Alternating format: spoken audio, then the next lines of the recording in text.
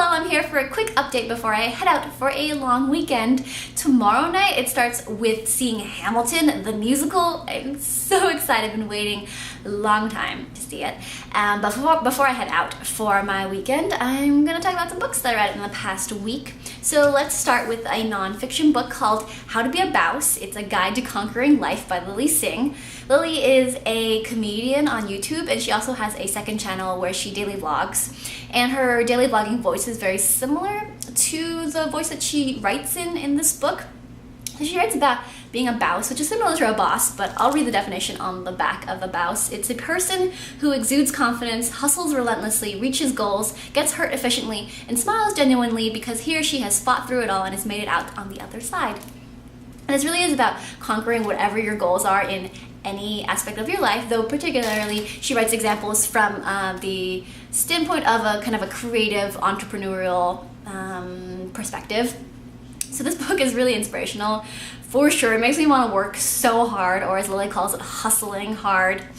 And I really appreciate the way that she uses her kind of kind and funny comedic voice and imbues it with a lot of tough love that I didn't expect. Maybe I haven't seen that aspect of her. I haven't seen all of Lily's videos. But it has a balance of like, hey, take care of yourself, but also like, we need to push you to work harder and commit. And she talks so inspirationally, I suppose. It's a word I use a lot around this book, but she talks about committing to your work. So you have a time when you're resting or doing other things, but when you're working, you give 110%. And so I really like the way that she kind of tackles ideas of how to work hard and how to be successful and what all of that means, etc. Habits that she's found useful and just like lessons from her life as a creative entrepreneur. I found it a really enjoyable book. Another thing that I read in the past few days is Big Mushy Happy Lump. It's the second volume of the Sarah Scribbles collection by Sarah Anderson. And we get more comics about like the life of a young introverted adult.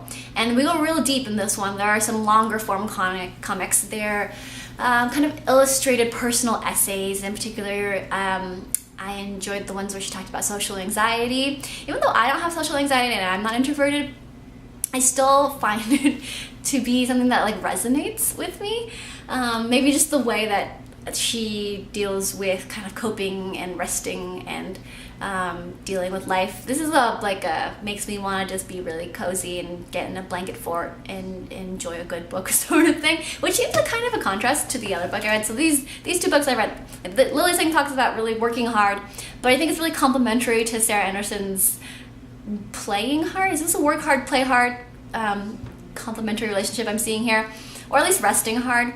Either way, I think that these are really great. And they're just different aspects of your life to kind of integrate together. So I really enjoyed those things. Those are just things I've read recently. And lastly, look, there's a thing back here. I can see it in the screen. Okay, I finally brought this off of my bookcase. It's been a long time, and definitely since I moved into this apartment, this has not moved off the corner of my bookcase. It's the Norton Shakespeare, complete collected works of William Shakespeare.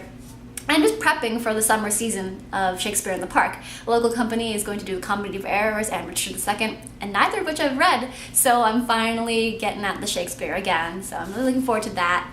Next week, I'll continue with this because I cannot bring this in my bag to go out on my long weekend. So what I'm going to do instead is I'm bringing an audiobook, and I'm currently listening to Ron Chernov's biography of Alexander Hamilton, very appropriate for the weekend. And so yeah, those are books that I've read and I'm currently reading. I hope you're having a good reading week. Till next time, my lovelies.